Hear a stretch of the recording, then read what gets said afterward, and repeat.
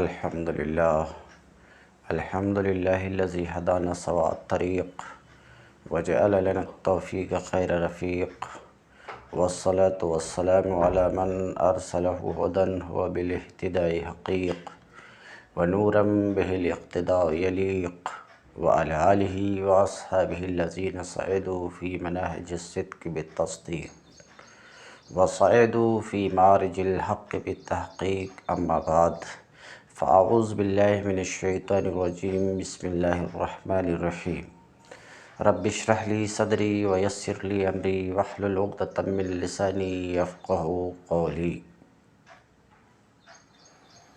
وہو اسم للنظم والمعنی جمیعا تمہید لتقسیمہ بعد بیان تعریفہ، یعنی ان القرآن اسم للنظم والمعنی جمیعا لا انہ اسم للنظم فقط کما ینبغی عنہ تعریفہ بالانزال والکتابہ والنقل، ولا انہ اسم للمعنی فقط۔ وہو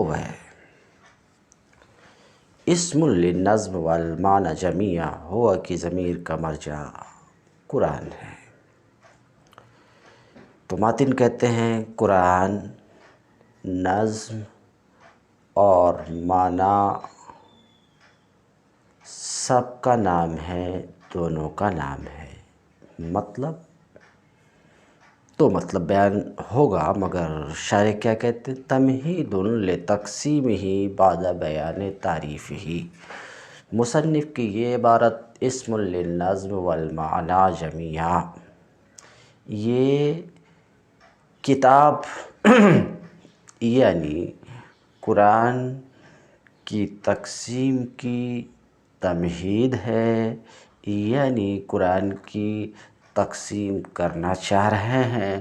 اس سے پہلے مصنف کی یہ عبارت اسی تقسیم کی تیاری ہے اور تمہید ہے۔ تو کیا شارح کہتے ہیں کہ یہ عبارت وہو اسم للنظم والمعنی، یہ قرآن کی تقسیم کی تمہید ہے، اس کی تعریف کے بیان کرنے کے بعد، یعنی کتاب کی قرآن کی تعریف کے بیان کرنے کے بعد۔ تو تعریف کے بیان کرنے کے بعد اب قرآن کی تقسیم کرنا چاہ رہے ہیں، اس تقسیم سے پہلے مصنف کی یہ عبارت اسم للنظم والمعنی، یہ تمہید ہے اسی تقسیم کی۔ تو کہتے ہیں تمہید لتقسیمہ، مصنف کی یہ عبارت قرآن کی تقسیم کی تمہید ہے، اس کی تعریف کے بیان کرنے کے بعد، یعنی سے سب سے پہلے فائدہ تو شارح اس بات کا پہنچانا چاہ رہے ہیں کہ ہوا اسم للنظم والمعنی میں ہوا کی ضمیر کا مرجع قرآن ہے، یعنی قرآن نظم اور معنی دونوں کا نام ہے، دونوں کا نام ہے۔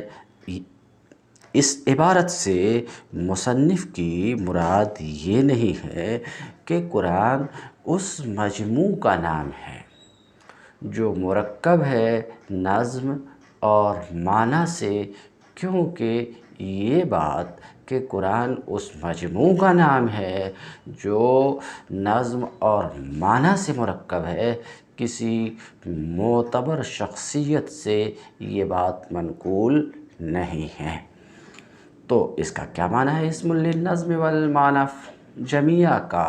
اس سے مراد یہ ہے کہ قرآن اس نظم کا نام ہے، قرآن اس نظم کا نام ہے جو معنی پر دال ہے۔ یہ مراد ہے اسم للنظم والمعنی جمیعا سے، وہ مراد نہیں ہے کہ قرآن اس مجموع کا نام ہے جو نظم اور معنی سے مرکب ہے، یہ مراد نہیں ہے، بلکہ مراد یہ ہے کہ قرآن نام ہے اس نظم کا جو معنی پر دال ہے۔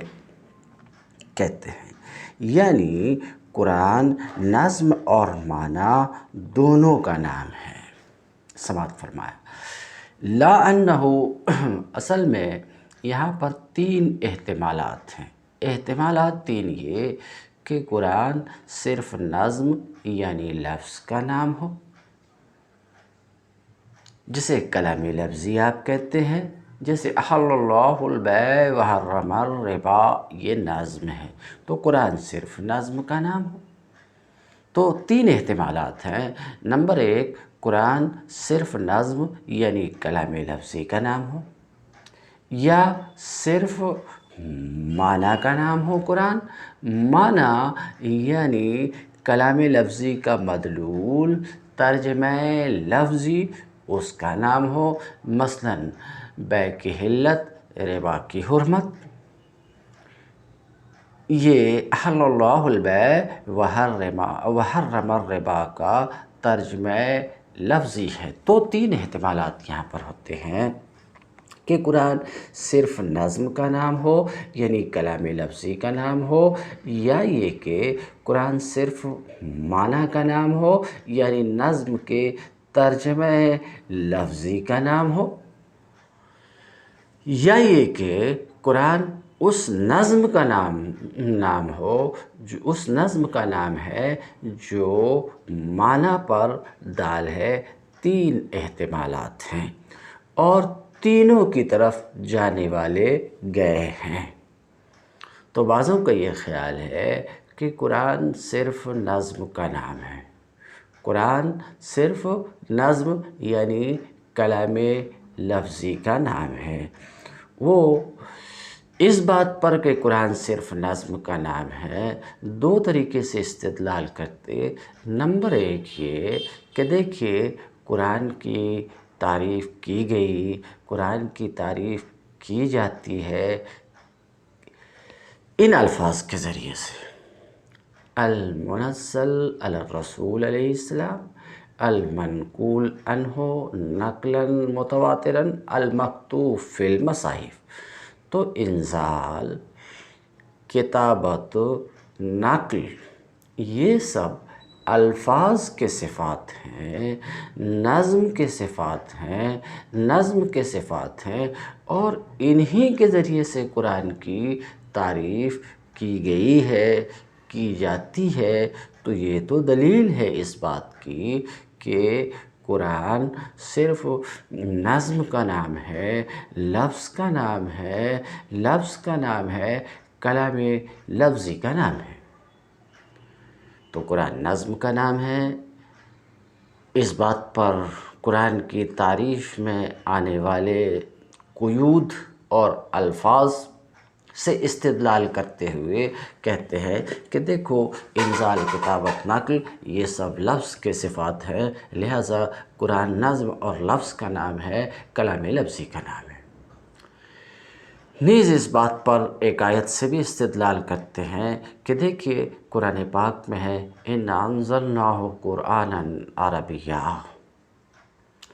تو عربیت اور غیر عربیت یہ لفظ کی صفت ہے، معنی کی صفت نہیں ہے۔ تو اِنَّا أَنزَلْنَاهُ قُرْآنًا عَرَبِيًّا سے ہم نے اسے عربی قرآن نازل کیا، تو قرآن کی صفت عربی آ رہی ہے، اور عربیت یہ لفظ کی صفت ہے، عربی ہونا، غیر عربی ہونا یہ لفظ کی صفت ہے، معنی کی صفت نہیں ہے۔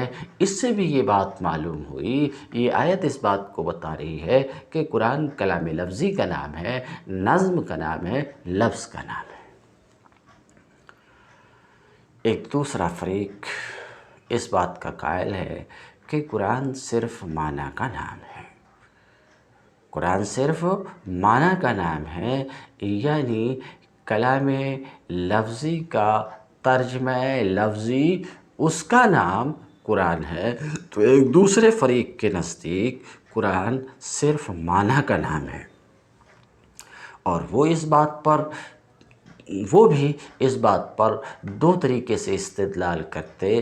ایک تو یہ کہ دیکھیے امام ابو حنیفہ نے نماز میں نظم عربی پر قدرت کے باوجود فارسی میں قرأت کو جائز قرار دیا، حالانکہ یہ بات واضح ہے کہ نماز میں قرأت قرآن فرض ہے، قرأت قرآن فرض ہے، تو فارسی میں ان کا قرأت کو جائز قرار دینا یہ اس بات کی دلیل ہے کہ قرآن صرف معنی کا نام ہے، کیونکہ فارسی میں قرأت یہ ظاہر سی بات ہے کہ یہ نظم نہیں ہے، وہ نظم قرآن نہیں ہے، تو فارسی میں ان کا قرأت کو جائز قرار دینا اس بات کی دلیل ہے کہ قرآن صرف معنی کا نام ہے، قرآن نظم کا نام نہیں ہے۔ دوسری بات، دوسری دلیل یہ ہے کہ خود کتاب میں ہے اِنَّهُ لَفِي زُبُرِ الْأَوَّلِينَ، یقیناً یہ قرآن اگلی کتابوں میں ہے، تو زبر الاولین اگلوں کی کتابوں میں ہے، ظاہر سی بات ہے اگلی کتابوں میں یہ الفاظ تو نہیں ہیں، قرآن کے جو الفاظ ہیں یہ الفاظ تو اگلی کتاب میں نہیں ہیں، معنی ہیں اگلی کتاب میں، تو اس سے یہ معلوم ہوا کہ قرآن صرف معنی کا نام ہے، قرآن نظم کا نام نہیں ہے۔ تو آپ نے سنا کہ قرآن کس چیز کا نام ہے، تو تین احتمالات تھے، تینوں کی طرف لوگ گئے ہیں، ایک تو یہ کہ صرف نظم کا نام ہے، ایک یہ کہ صرف معنی کا نام ہے، اور تیسرا مذہب جو صحیح تر مذہب ہے خود شارح کے نزدیک بھی، کہ قرآن نہ صرف نظم کا نام ہے نہ صرف معنی کا نام ہے، بلکہ قرآن اس نظم کا نام ہے جو معنی پر دال ہے۔ یہ تیسرا مذہب ہے، اور اس تیسرے مذہب کی دلیل قرآن نظم دال کا نام ہے، نظم دال کا نام ہے، تو نظم دال کا نام ہے اس کا اس طریقے سے کہ اِنَّا أَنزَلْنَاهُ قُرْآنًا عَرَبِيًّا، ہم نے اسے عربی قرآن نازل کیا۔ یہ آیت اس بات کو، عربیت چونکہ نظم کی صفت ہے، یہ آیت اس بات کو بتا رہی ہے کہ قرآن کس کا نام ہے، نظم کا نام ہے، کیونکہ عربیت یہ نظم کی صفت ہے، ایک نظم کی صفت ہے، تو یہ آیت اس بات کے اوپر دال ہے کہ قرآن نظم کا نام ہے۔ اور دوسری آیت اِنَّهُ لَفِي زُبُرِ الْأَوَّلِينَ، یہ اس بات کو بتا رہی ہے کہ قرآن صرف معنی کا نام ہے، کیونکہ اگلی کتابوں میں یہ نظم، یہ الفاظ تو ہیں نہیں، تو اِنَّا أَنزَلْنَاهُ قُرْآنًا عَرَبِيًّا، یہ آیت اس بات کو بتا رہی ہے کہ قرآن نظم کا نام ہے، اور اِنَّهُ لَفِي زُبُرِ الْأَوَّلِينَ اس بات کو بتا رہی ہے کہ قرآن معنی کا نام ہے۔ تو اب ظاہر سی بات ہے، یا تو صرف نظم کا نام ہو، یا صرف معنی کا نام ہو، یا دونوں کا نام ہو۔ اگر اول کے ہیں تو دوسری آیت اس کے مخالف ہے، اگر دوم کے قائل ہوں تو پہلی آیت اس کے مخالف ہے۔ تو یہ کہ قرآن صرف نظم کا نام ہے یا قرآن صرف معنی کا نام ہے، دو بات میں عرض کر رہا ہوں۔ نمبر ایک، قرآن صرف نظم کا نام ہے، یہ مجاز ہے، قرآن صرف معنی کا نام ہے، یہ مجاز ہے، یہ مجاز ہے، اور استدلال مجاز سے درست نہیں ہے، استدلال مجاز سے درست نہیں ہے، تو یا تو یوں کہیں کہ یہ مجاز ہے، یا اس کے جواب میں ہم یوں کہیں، اس کے جواب میں کہ ایک آیت سے یہ بات معلوم ہوئی کہ قرآن نظم کا نام ہے، ایک دوسری آیت سے یہ بات معلوم ہوئی کہ قرآن صرف معنی کا، تو دونوں پر عمل کیا جائے کہ تعارض دفع ہو جائے۔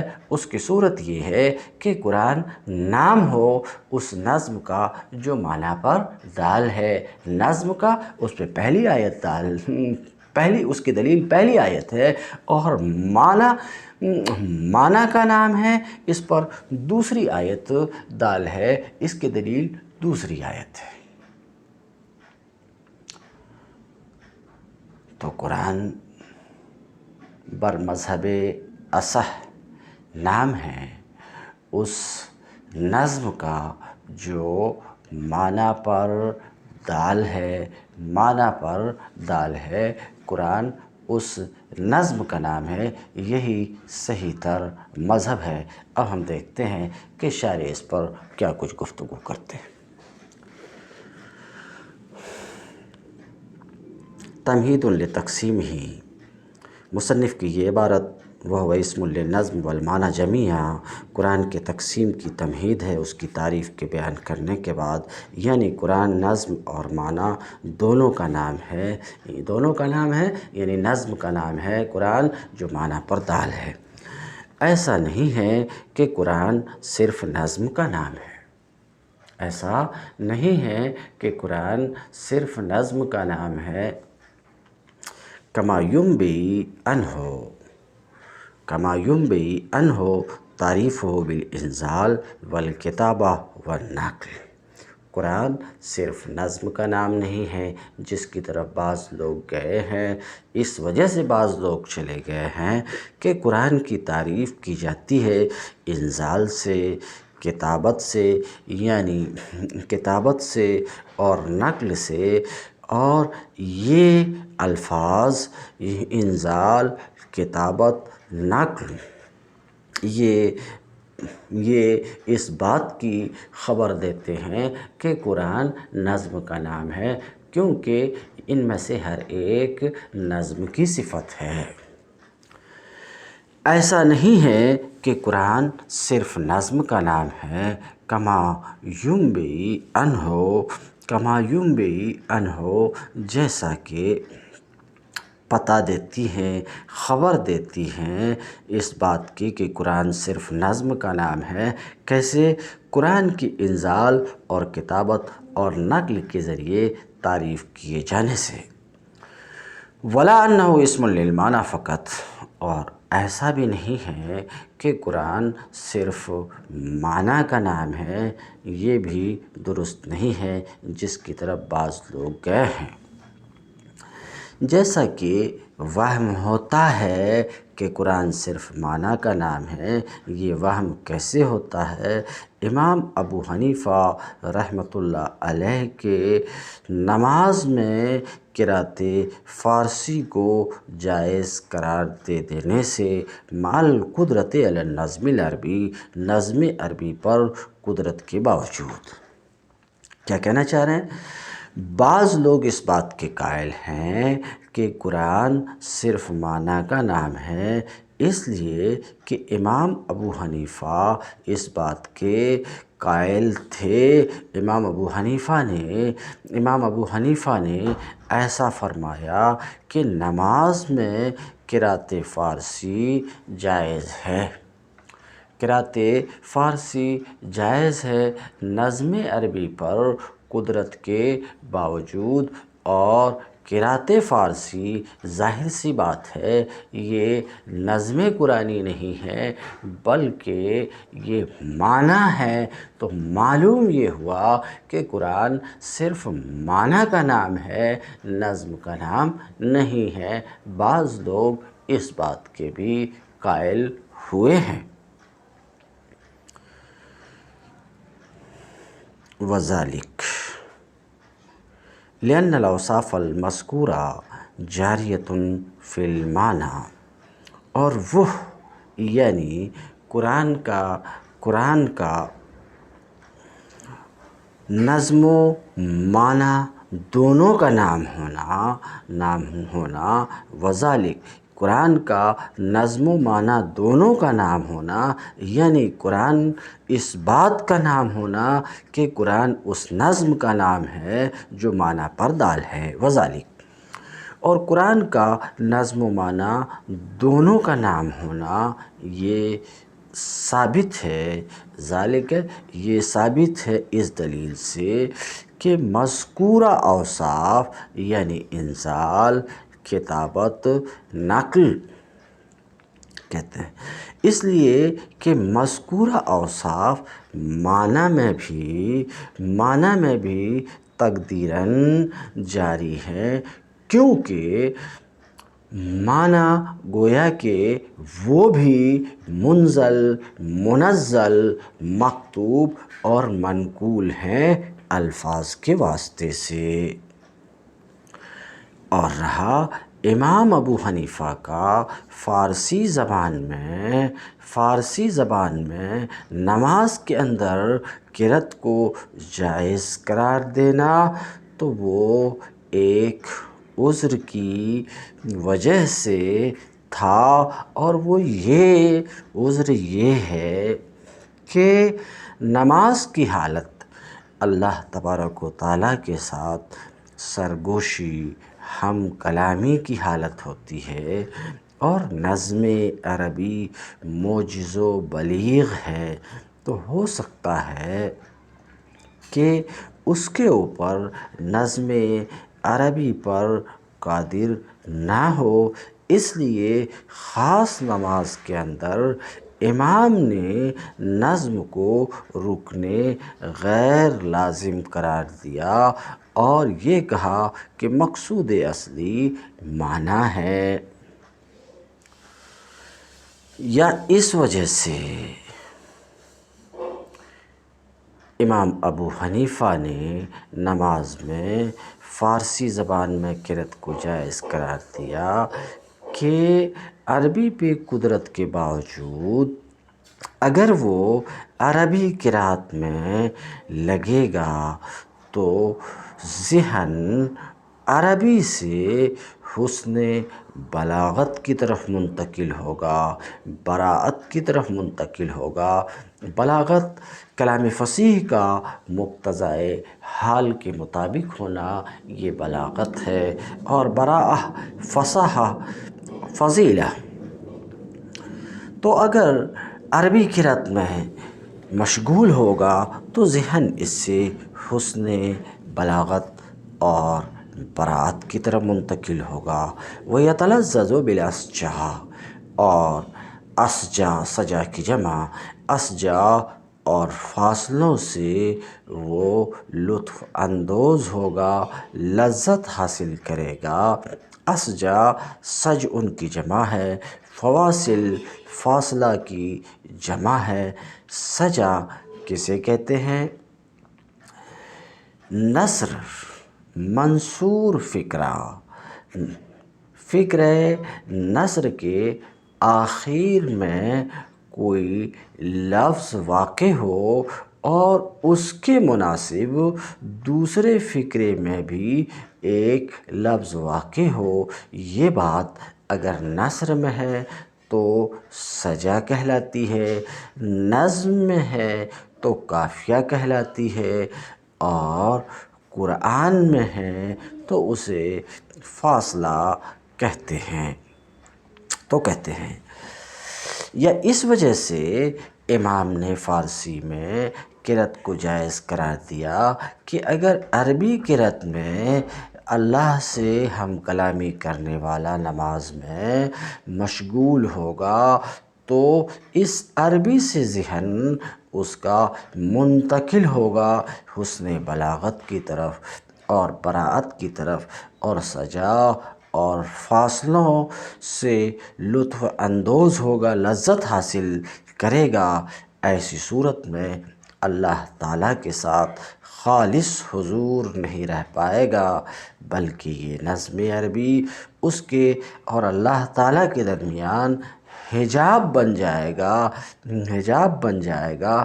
اور حال یہ تھا کہ امام ابو حنیفہ رحمہ اللہ تعالی توحید اور مشاہدہ کے سمندر میں مستغرق تھے کہ اللہ کی ذات کے علاوہ اور دوسری طرف توجہ نہیں فرماتے تھے، لہٰذا امام پر طعن نہیں کیا جا سکتا ہے کہ کیسے انہوں نے قرأت کو جائز قرار دے دیا فارسی میں عربی منزل پر قدرت کے باوجود۔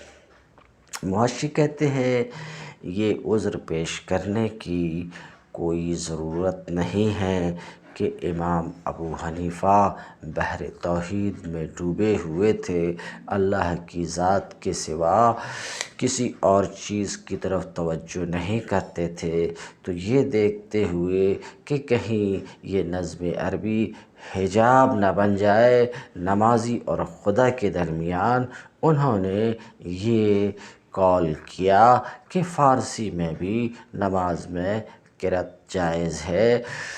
معاشی کہتے ہیں یہ عذر پیش کیے جانے کی کوئی ضرورت نہیں ہے، کیونکہ بر مذہب اصح امام ابو حنیفہ نے اپنے اس قول سے اپنے صاحبین کے قول کی طرف رجوع کر لیا اور اس بات کے قائل ہوئے کہ نماز میں صرف عربی قرأت ہی جائز ہے، فارسی میں قرأت جائز نہیں ہے۔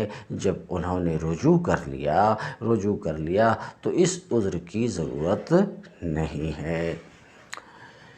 وَأَمَّا فِي مَا سِوَى الصَّلَاةِ فَهُوَ يُرَائِي جَانِبَهُمَا جَمِيعًا، لیکن نماز کے علاوہ میں تو امام ابو حنیفہ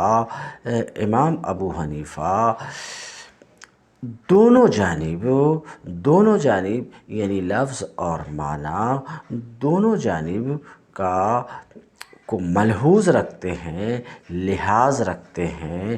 اسی وجہ سے تو امام ابو حنیفہ سے منقول ہے کہ جنوبی اور حائضہ کے لیے فارسی میں قرآن کی قرأت حرام نہیں ہے، اور نہ ہی اس مصحف کو چھونا حرام ہے جس میں فارسی میں قرآن لکھا ہوا ہے۔ بات ختم ہوئی۔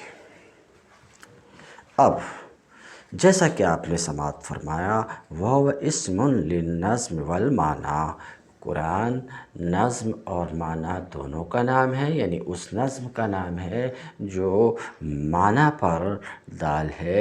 یہاں ایک سوال کہ نظم تو لفظ ہی ہے، نظم اور لفظ ان دونوں کا مفہوم تو ایک ہی ہے نظم اور لفظ کا، مگر ان میں زیادہ مشہور لفظ ہے، تو عبارت میں زیادہ مشہور لفظ کا استعمال کیا جانا بہتر ہوتا ہے۔ جب ایسا ہے تو انہیں کہنا چاہیے ہوا اسم لللفظ والمعنی، یہ کہنا چاہیے بجائے نظم کے۔ تو اس سوال کا شارح جواب دیتے ہیں۔ لفظ کی جگہ پہ نظم کا اطلاق کیا گیا، نظم بولا گیا، ادب کی رعایت کرتے ہوئے، ادب کا قرآن کے ادب کو ملحوظ خاطر رکھتے ہوئے لفظ کی جگہ نظم بولا گیا۔ کیوں؟ کس طریقے سے ادب کی رعایت ہے؟ اس لیے کہ نظم اصل میں لغت میں نظم کہتے ہیں دھاگے میں موتی پرونے کو۔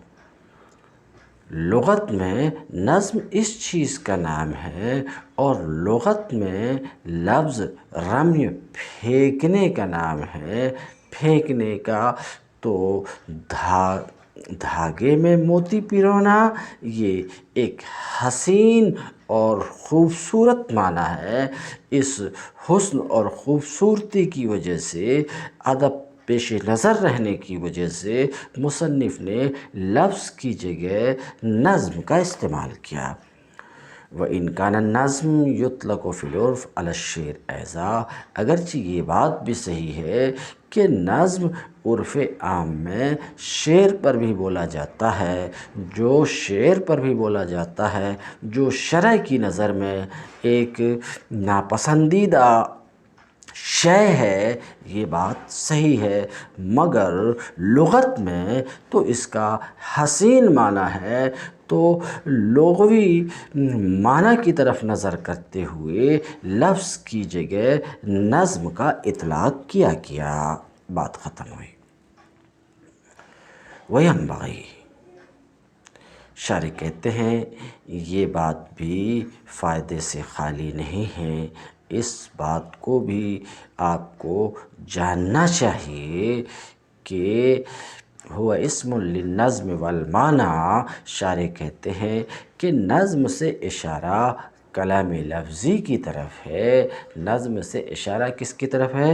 کلام لفظی کی طرف ہے، اور معنی سے اشارہ کلام نفسی کی طرف ہوا اسم للنظم والمعنی۔ قرآن نظم اور معنی کا نام ہے، تو شارح کہنا چاہ رہے ہیں کہ نظم سے کلام لفظی کی طرف اشارہ اور معنی سے کلام نفسی کی طرف اشارہ ہے، یہ بات بھی آپ کے علم میں رہے، ایسا شارح کہتے ہیں۔ مگر محشی کو شارح کی یہ گفتگو پسند نہیں ہے، اور ناپسندیدگی کی معقول وجہ ہے۔ تو محشی کہتے ہیں